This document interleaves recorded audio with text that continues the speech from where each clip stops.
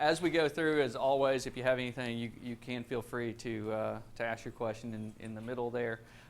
As each of us talk, at the end when we wrap up our specific portion, if you have any questions about anything we've said, feel free to ask. So again, this is for y'all. It's for your education and information. We have, prior to this, have talked to a lot of people to try and get some ideas about what to cover. And so if at the end, if we haven't touched on something that you wanted to hear, let us know. All right, so I'm going to look at you and then get a you. Okay, we're good. All right. So just want to welcome everybody to the 10 a.m. session. It's going to be the one that's videotaped, if you had not noticed that in the back. And so the order is going to be Kim's going to talk, and then I'll jump in, and in the end, the fun one will wrap up the whole session with her game, which has been y'all's consistent feedback, by the way, which hurts all of our feelings. So again, thank you all for taking the time. I know that you're busy, you're taking care of patients, you're doing your jobs, and to be able to come down here and listen to us is we just appreciate it. So with no further ado, I'll turn it over to Ms. Bridget. You can be able to mic yourself. I'll get Angie to help.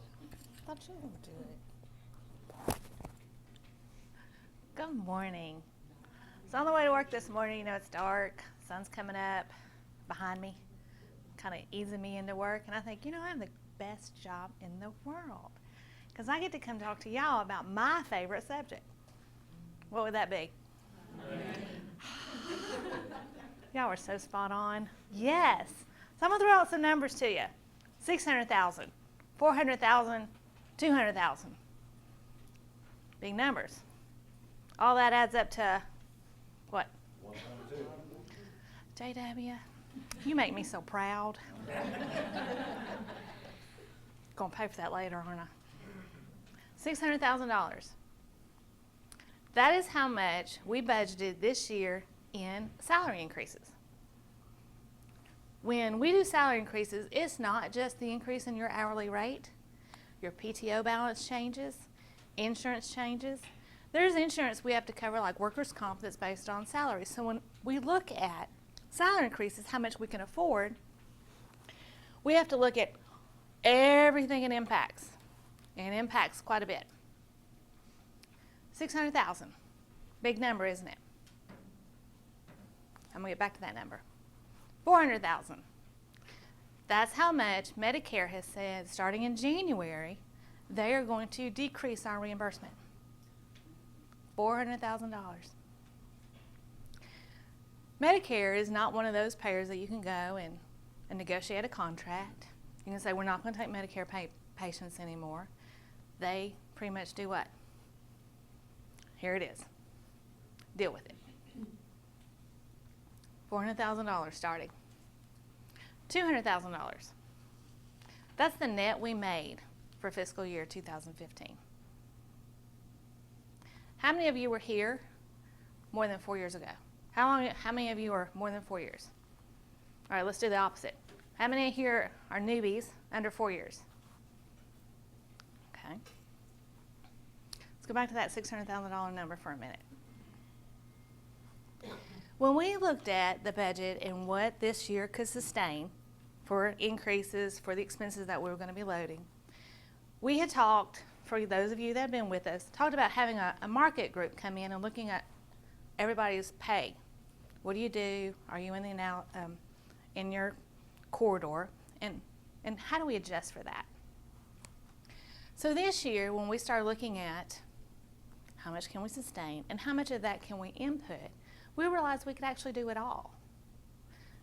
We could do it all. So we could put in all those market increases that we needed to do. For those of you that are not going to get a market increase, guess what that says about you? Believe it or not, you're within market. But we wanted to keep you within that market, so we were able to also put on top of that a 1% increase too. So that's why this year is a little different. We were trying to fix some issues that we have incurred in over the past few years of getting those people that are under market back up to market. A lot of I keep wanting to throw this thing for some reason. I'm afraid if I put it on my, my skirt, it'll go down. And y'all know way too much about me than you should. The reason we did it the way we had to was because we can only sustain so much. Going back to that $200,000, that's net what we made. Medicare cuts coming in. So it's not just to tell you all these numbers to go, woe's us. It's like, yay us. Look at what we're able to do. We're able to get those that are under market back up to market. So that those people, we don't want you leaving and going to another hospital and make more money.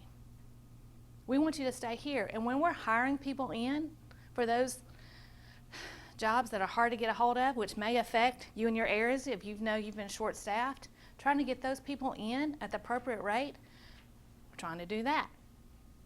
That's why we did what we did for that. So that now takes care of all those market analysis that came in, the evaluations. When you have evaluations, you'll know then if you have a market adjustment. So we're really excited to be able to do that. We're not excited about the Medicare cuts coming up, not at all. So how do we overcome those? What do we do well? Oh, come on, what do we do well? We take care of our patients. And what are we number one in?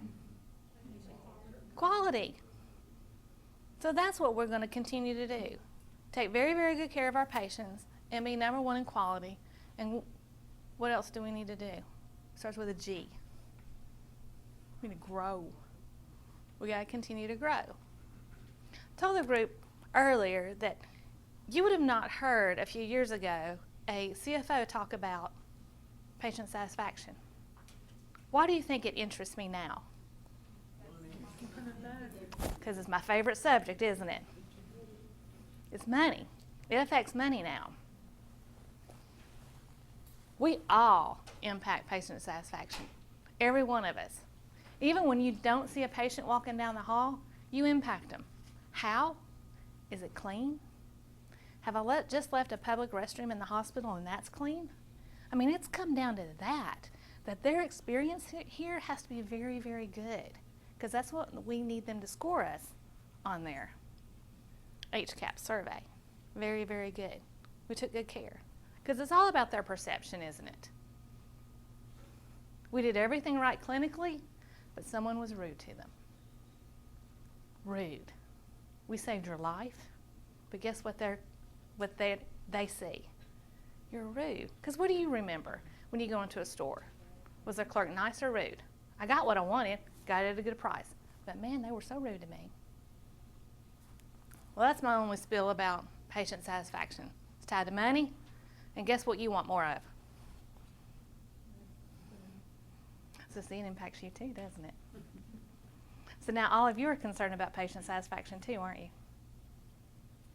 It's not just me. So is that not your favorite subject too?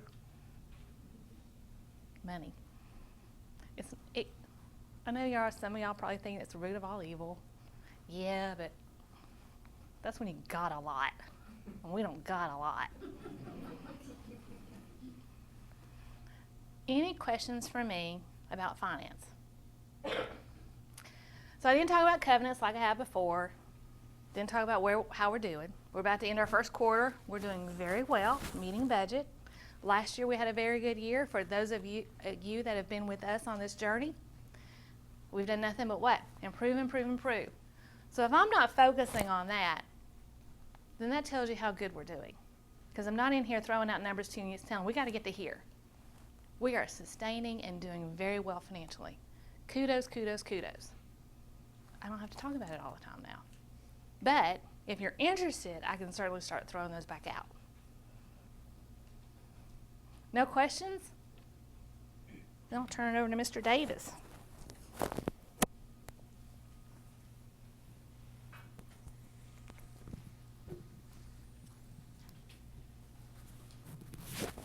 All right. So I was given 3 topics to speak on by Kim and Angie, and immediately in the first session went off script, so I'm going to continue going off script. Let's talk about the way insurance companies work for a second. So she was talking about the cuts that have come through for Medicare. Those aren't new. Talking for decades about the shrinking healthcare dollar and what that's been happening. But let's talk about the realities of really what we're facing at this point in time. The Affordable Care Act came into place, and what it is, it capped the amount of profits that insurance companies could make. Some at 15%, some at 20%, depending on if they're a small plan or a big plan. Because they used to be able to make like 40% profits. That's pretty good, right?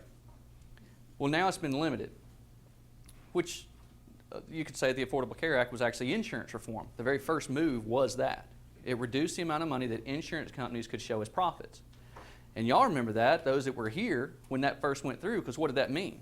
It meant that Cigna wrote everybody refund checks, right? Do y'all remember that? They weren't much, you know, a couple bucks, right, coming back, because Cigna, the premiums had overpaid, and so Cigna could only show a 15% profit, and so they had to give the money back to the people who had paid in. So they're capped. Well, what we used to do in the good old traditional way was whenever a cut came through for Medicare and Medicaid, which is about 60% of the patients that come through here, Medicare and Medicaid equates for about 60%. Well, they're consistently reducing those rates. Well, then we would go back to Blue Cross Blue Shield, Aetna, Cigna, Humana, and say, I need a 10 to 12% increase in what you pay us for the work that we do to offset the cost or the payment reductions that I'm getting through Medicare and Medicaid. And that was how we did it. And it was normal. And it worked. Right? I say that tongue in cheek.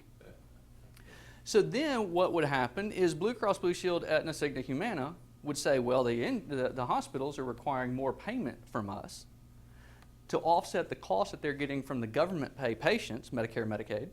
So therefore, we're going to increase your insurance premiums. And then you were paying about 10% or maybe 20% of the actual cost of your premiums, and then the employer was paying the other 80 to 90%. So their premiums went up. So then what did they do? Well, they have to increase the cost of what they sell. So for a hospital, we need more payments, higher rates for what we do. Vicious cycle. Back in 2007, General Motors came out and said that they could no longer compete on a global scale because their cars cost $1,500 more just because of the health insurance premiums they were having to pay in the United States as to the plants that they had outside of the United States. $1,500 more in 2007. Do you know that since 2007, health insurance premiums have increased by 131%? Do you know that pay rates have only increased by 38%?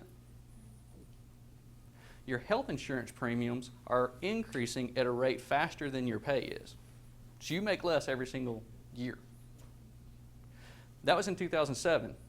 Do you know how much a car now? They're estimating that it's like $2,500 per car is simply the health insurance premiums for the people that built the car.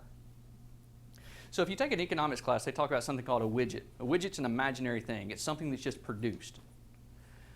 The cost of a widget in the United States is significantly higher than anywhere else because of the cost of health care, which has now outpaced defense spending. So what happened was the people that produce widgets said, I can't continue increasing the cost of what I'm charging, so I've got to push it back. So I got to tell the employee, now I'm not going to cover 90% or 80%. I'm only going to cover 70% of your insurance premiums. So then it meant more money out of your pocket. And then they said, now you're going to have to go to a high deductible plan. And then what they did was they pointed at us and said, the big bad hospitals sitting on the hill over there are just sitting there with their hand out. They're just consistently saying, give us 10 or 12% more. But they're not doing anything internally to change anything that they're doing to reduce their cost, to streamline their processes, to reduce the amount of sick people that are around. So we get vilified.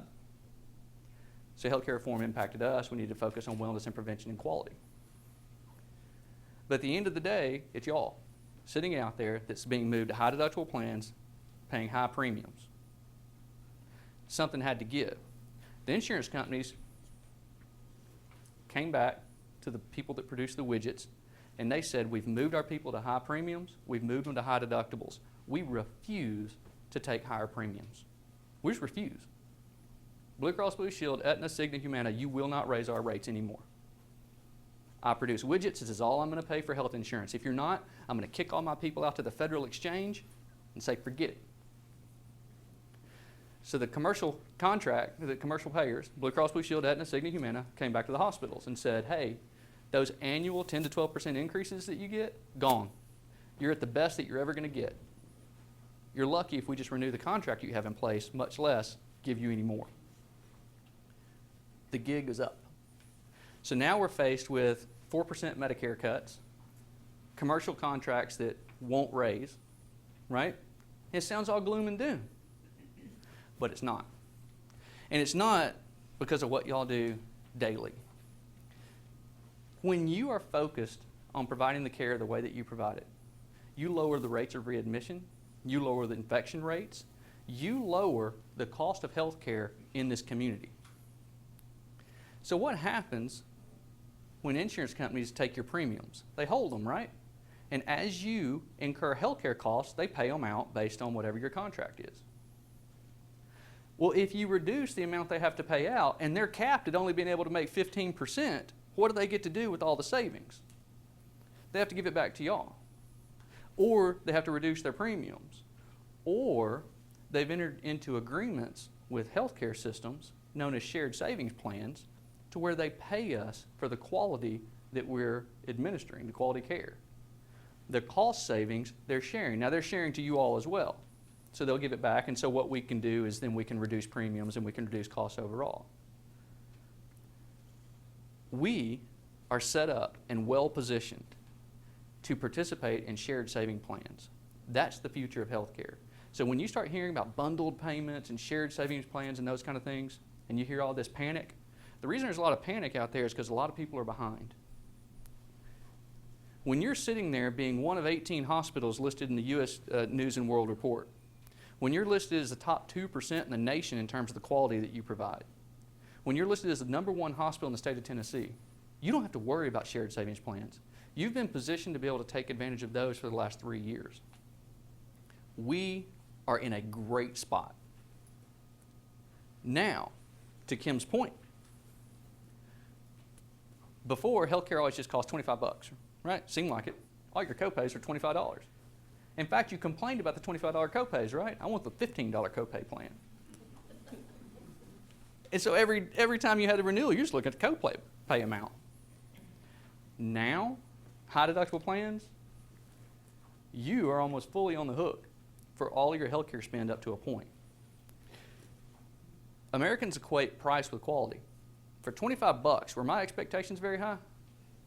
Nah, I just need to come in, be efficient, don't waste my entire day, don't hurt me too much, right? Let's get in, let's get out. Now, when I walk in and I know that I'm about to pay $2,500 out of my pocket that I just busted my butt to earn, where are my expectations now? I want good service. I want a clean environment. I refuse to pay if you made me sicker than I was when I came in. Because now it's my money. So you're seeing a big shift. Patient satisfaction is huge. The expectations are huge. It's okay. We're well positioned for it. We're doing a great job. Y'all are. We're staying ahead of the curve. We're going to be able to compete and win in the new payment mechanisms. So I'm not worried about it. So now let me get back on topic. What are we trying to do? It's still a volume-based game. At the end of the day, it's volume-based, making sure that we provide high-quality care and getting paid for what we do. We are working against ourselves. If you provide care in the right way, you will reduce admissions. You're just going to. So you've got to take what you do and you do so well and you've got to export it. You have to broaden your market. You have to broaden your community. So we're doing that through a Certificate of Need application in Montgomery County for a satellite emergency department. It's up there in Sango, exit 11. It just so happens to be also where we have ENT, ortho, general surgery, primary care, and wound care. So we already have been there about 2 years, solidifying that with an application for a satellite emergency department. We believe in what we do from emergency medicine because we tout it. Emergency medicine for us, yes, you've got the cough and colds that come through. I get it. And we're going to treat those, and then we're going to try and shepherd them to a primary care physician and make sure they're not using the emergency department as a primary care. But we fully understand our commitment to this community in terms of saving brain and saving heart. Time is heart and time is brain. That's why we talk so much, and we feel it's an obligation of a community hospital to make sure we have a good stroke program in and a good cardiac catheterization program in place. I got to get those arteries open. Y'all do. I don't have to. Because those don't come back. We also feel that we have a commitment to the community that we serve in that Sango area to provide that same level of care with the same rapid response, and being recognized for that, one of 18 hospitals in the state of Tennessee that can do that exceptionally well. So that's why we're bringing emergency services to that area beyond what we already do.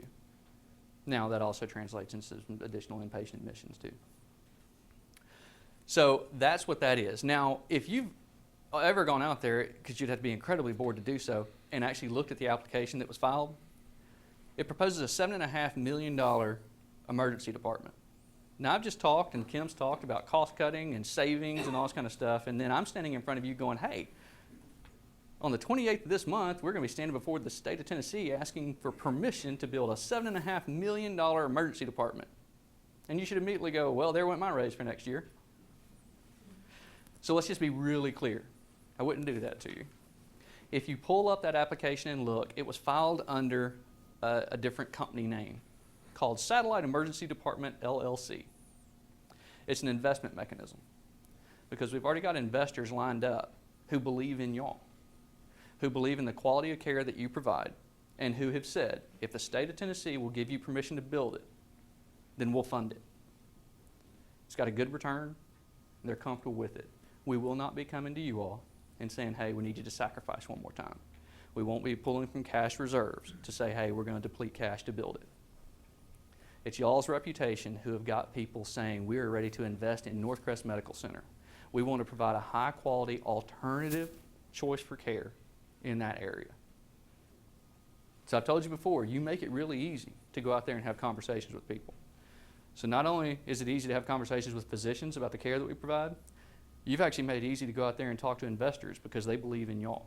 You've got a proven track record. So that's how we'll pay for that, not out of y'all's salaries. All right? The other thing, just so that you don't get surprised and scared by it, the little patch of woods when you drive up 431 to come up to the hospital on the right, you're going to see a for sale sign in front of that soon. Okay? We are working to develop that property. It's 75 acres. It was purchased as investment property. So if you see a sign up there, we have not put the hospital up for sale. It is really just that 75 acres. Primarily on the back side of the property will be healthcare related stuff.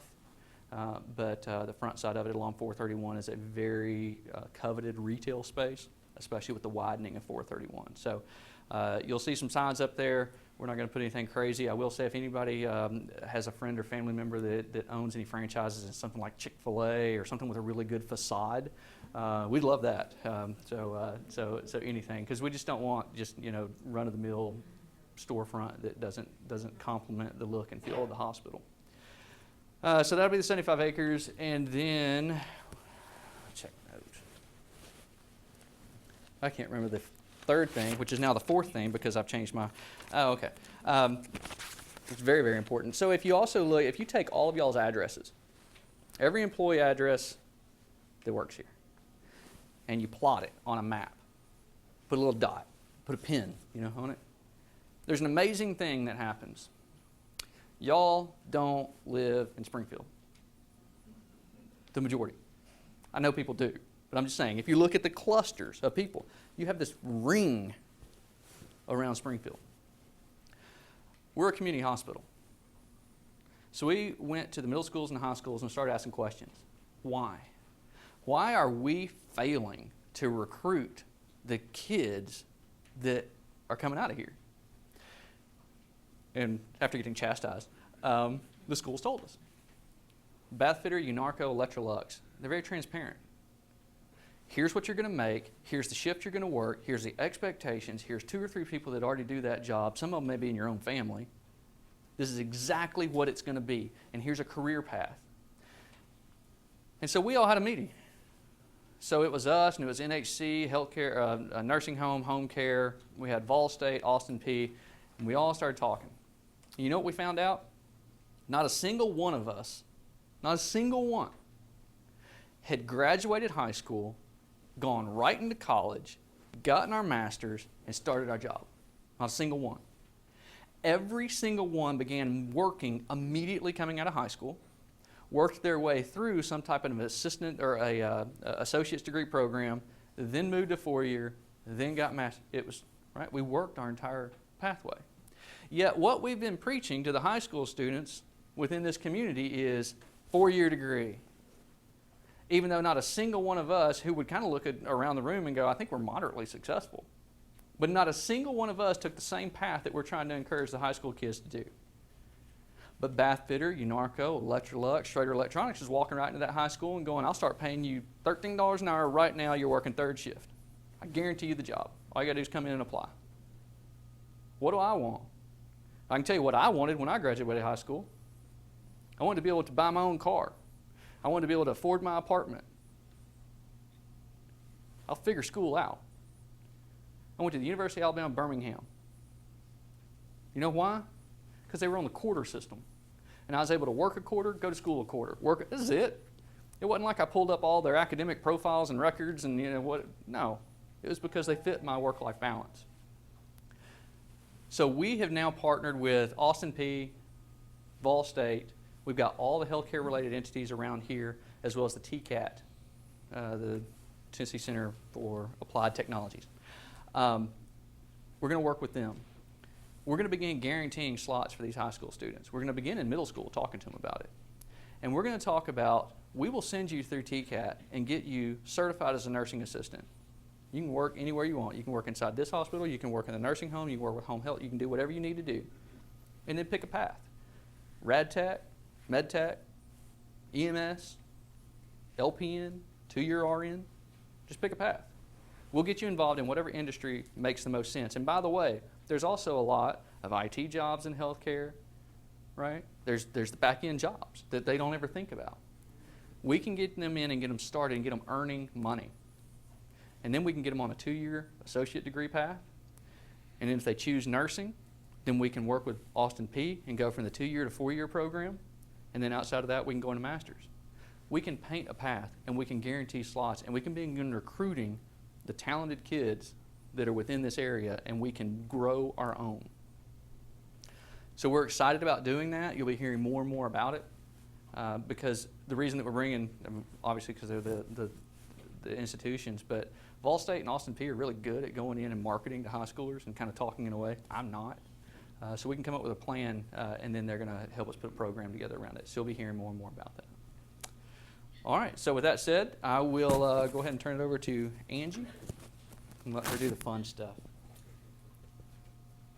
Any questions?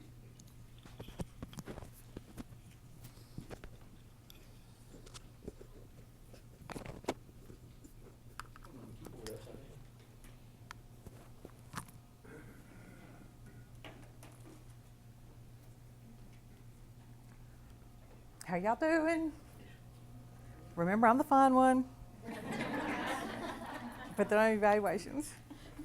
Okay, so we're all friends here. So if I say ain't and y'all, don't hold it against me, okay? So I wanted to talk to you. I'm a visual, so I have to have a visual demonstration. But I wanted to talk to you about some of our cusp teams. And what is a cusp? And y'all, I love this pointer. Look at that. Comprehensive unit-based safety program. So it's an intervention to learn from mistakes and improve safety culture. And here are some of the cusp interventions. Enhance coordination of care, address overall patient safety, work toward a healthy culture, and improve or reinforce good cross-disciplinary communication and teamwork. And if you notice, we have a sign over here also. The skills fair will be going on for the next 3 days. And look at it's eliminate errors. And this is how we do it. In 2012, the Tennessee Hospital Association, which we're a member of, not all hospitals are required to be a member, we choose to be a member. The Tennessee Hospital Association developed a HEN. If you've ever heard us talk about the HEN, it's the HEN, Hospital Engagement Network, that required facilities to address safety culture, leadership, and the following 10 priorities. So I think we were required to do 6 out of the 10, and we chose to do 8 of the 10. So we implemented 8 CUSP teams, and those are the 8 that we implemented. Now, some feedback that we always hear from the staff is about communication.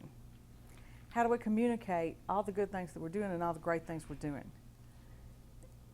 So information is distributed on communication boards throughout the hospital and in your departments. Northcrest News, Clinically Speaking, the Pharmacy and Therapeutics Bulletins. And just in case you don't know, all the CUSP teams report up to Senior Administration and to the QRC Committee. The QRC Committee is made up of board members and physicians. And then that information goes all the way up to the board of how good our quality is. And then the minutes are all on the shared drive. They're all on the F drive. So if anybody ever wants to review the minutes from any of the CUSP teams, they can go in and open the folder and review the minutes. Not just the minutes, but also the results. And then for us, one thing that's unique about us, in most hospitals that implemented the HEN and the CUSP, the unit was like CCU or ER. We identified the unit as the patient.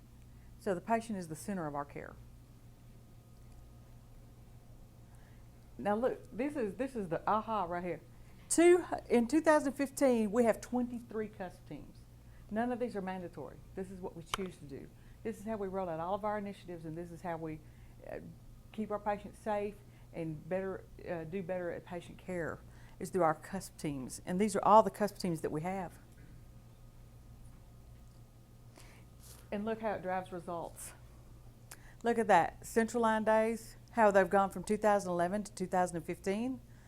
Foley catheter days, how many days we've gone down. And then ventilator days, how many days because we recognize that we have to get those lines out of those patients when they don't need them. I talked about that in the previous town hall meeting. Look at this one. Look at medication errors. Wow. Wow, look at that line. Inpatient falls. Look at that decline. We keep a patient safer. VTE compliance, that's blood clots. That's blood clots people get while they're in the hospital. They get them in their legs. Look at this. We're going up. So on this one, higher is better.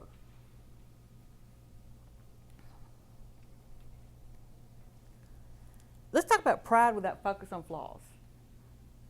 So, yes, we're a great hospital. Are we perfect? No, we're not. We strive for perfection, but we're not perfect. So let's talk about things we love that have flaws. Let's talk about children. I love my children, but they're not perfect. Family. I love my family, but they're not perfect. Our pets. They have accidents. Love them to death. They're cute. Put them on Facebook, but they're not perfect. Our churches and organizations and clubs. We're members. We attend. We support, but they're not perfect. They have their problems. Sports teams. They fumble. They lose, but they're still our team. Cars and boats and motorcycles, they're shiny. I'm proud of mine. We're proud of it. Even if it's paid for and it's a piece of junk, you're proud it's paid for. Your homes, you're proud of where you live. Your community and your schools. What about work? Are you proud of where you work? You take pride in your work, and are you proud to say, I work at Northcrest? Look at some of the Northcrest, look at some of the bragging rights here. And I'm not going to read all of these because the print is so small, and the slides will be on the video, and you can go back and look at them. Listed, of course, as best hospitals, Silver Award for cardiology, and the Diabetes Association, a top performer on key quality measures for the 4th year from the Joint Commission, bragging right. All of these are nationally recognized for our Tennessee surgical care. Top workplace, outstanding record of patient safety. We had an A on the leapfrog. Get with the guidelines, stroke plus. Get with the guidelines for heart failure, silver. Look at this. Senior administration reduced positions by 50% to avoid cutting bedside care. How many of you realize that? There used to be like 6 or 7 of us that got up here and talked. How many are there now? Did we cut any other department by 50%? We cut administration because we did not want to cut at the bedside. How many hospitals can say that? That they cut their senior administrative staff by 50%.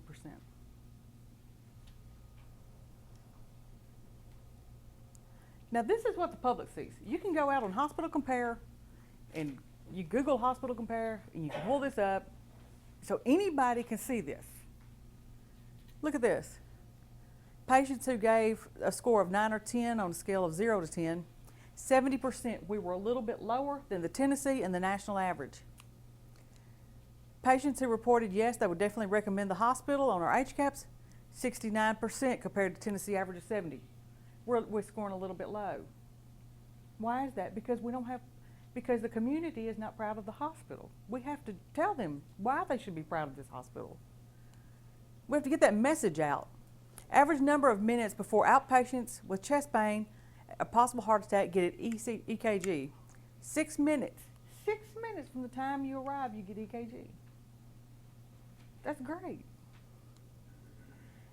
Outpatients with chest pain, a possible heart attack, who got their aspirin within 24 hours of arrival, 100%. The others were 97%. We surpassed the national and Tennessee average. Heart failure patients given discharge instructions, higher is better, 100%. Pneumonia patients given the most appropriate initial antibiotics, 99%. Once again, we achieved higher than the Tennessee and national average. Average time the patient spent in the ER before they were seen by a healthcare professional, look at that, 20 minutes. I know you hear, oh, I came to the emergency room and I had to wait for hours. Well, there might have been something going on in the back. There might have been a code going on, there might have been a heart attack, there might have been a car accident. Sometimes, but the average is 20 minutes. The Tennessee average is 26 minutes. Once again, we're excellent. Ischemic stroke patients who receive prescription for medication, this is back to our blood clots, 100%. It doesn't get better than 100. There's no 101, so we're the best. Patients with blood clots that got the recommended treatment, including the blood thinners at the same time, 100%. Once again, look at this. The percent of newborns whose deliveries were scheduled too early when a scheduled delivery was not medically necessary, 0%. Perfect. So what is your response? What is your response if somebody says your baby's ugly? What's your response? If somebody told you your baby was ugly, what would you say? Now, there are some ugly babies, but you just don't go and say it. Right? What if someone says your car is cheap? But you get offended. You tell them it's paid for, it's mine, don't worry about it. What if someone says your house is small? It's my house. That's what it suits my needs. Get out of it. What if someone says your family is crazy? Okay. I gotta agree with you on that, but you know, you don't just say, people don't just tell you your family's crazy. Well, if someone says your team's a loser, that's fighting words. You know, go tell some fans that their ball team is losers. But what if someone says Northcrest is terrible? What's your response? That should be just as offensive as if somebody says your baby's ugly. I choose to work here because it's great. So let's talk about some responses. Do you just walk the other way and not say anything? Smile and say, I know exactly what you mean. You just don't know the half of it. I'm on the inside, I know it all. Do you say stuff? People say stuff. Think about this. These are some other responses. This is interactive time, y'all. This is when y'all interact with me, okay? What are some appropriate responses? What can we tell? What hints can we give each other to say, okay, if somebody's talking bad about Northcrest, what can we say? Anybody got any good ones? Oh, come on. Y'all are a talkative group. I know all you. Come on. Steve, what do you say? I wouldn't care if my dog was hospitalized. That's all right. We don't treat dogs. See? There you go. You know, what I've always tried to do is let folks know that, you know, you may be right in the past. We still have the legend of Jesse Holman Jones, even as well as we did. There was still a stigma. We have a new facility. We have much better doctors. We have a lot more nurses. And our scores are comparable to anybody in the country. And if you don't believe me, you go online all the time, go to hospital comparison, just look. And I get angry when I hear the word death threat. That's right. And those, I'm not a fighter, but I could be. Because they said your baby's ugly. This is absolutely, this is, we all need to say, this is my hospital. That's right. And I do take it, now are we perfect? No. We're not perfect, but we're great. But we're great and we make our mistakes right. And I sit on ACE caps and it's amazing to hear some of the, when we call patients, and ACE does a really good job of calling our, we've got people that call our patients, and some of the responses we get are just absolutely awesome. Now, we get a few that are not happy, but we kind of know those folks. We know who they are, unfortunately. We kind of seen that one coming. CMS doesn't. I mean, you know, that's kind of how I try. I used to be offensive. Now you kind of have to take a step back and then have them investigate for themselves. But it's a stigma somebody else has told them about. They don't know about it because they haven't been there. Or you can say, have you tried us lately? Yeah, just do it. Sometimes I say, they might come up and say, you know, start out negative, and then I'll start out saying, well, I'm sorry that, you know, you might have had that experience, but thank you for sharing that with me. But while you were there, did you have any positive things that happened to you? You know, try to turn it back around. You know, you might say, well, the food was good. And so then we start maybe, you know, identifying at least there was some positives there and try to end it on a positive. Depends on where you're at. You know, when you're in the grocery store, you don't want all this stuff talking about it. But I usually always say, was there anything positive or one good thing you could tell me about your experience? Thank you for sharing the negative, but I'd like to know, was there anything? Great example. Didn't resolve all the problems, but you. But at least they were. Now you started thinking. Now they've changed gears. Get them around talking, thinking about it. I think the more we talk about it and the more we talk good about it, the less other people will be so one-sided like that. Because I take the stance that I guess people are afraid to tell me or say anything bad about Northcrest because they know I'm going to get bad about that and they know I'm going to defend it. So I don't hear a lot of those negative comments because, and I'm always, if I do or if I'm somewhere where I'm talking about it, it's the first place I would go and it's the first place I would take my family. That's right. And I do bring my family here. If you don't think that you're very powerful, that you have power, do a little experiment. Go stand in the food line somewhere. Don't do it here. Go stand in a food line somewhere where there's other people around and say, this food is horrible. I'm never coming back here. Everything looks terrible. It looks cold. It looks old. How could anybody eat here? Watch the people around you. Go back a week later and say, everything looks great. It looks fabulous. I can't even make a decision because everything looks so good. Where other people can hear you, watch people's reactions. If you don't think that you have the power to change the community's perception, you're wrong. You do. The things you say can change everyone's opinion. You are very powerful.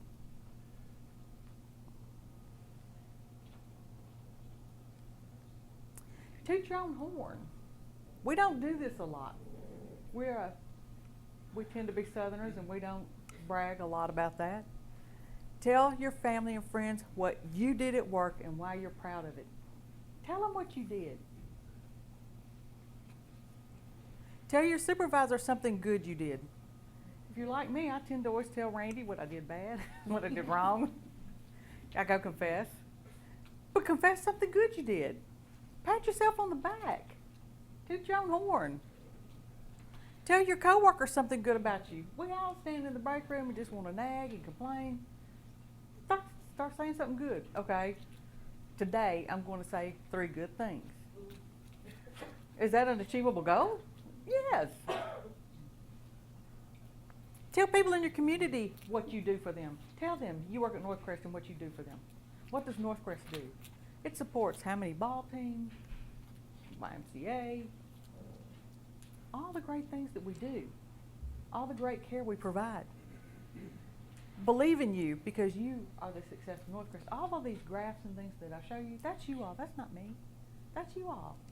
Take pride in your work and tell people why you're proud of it. Go toot your own horn.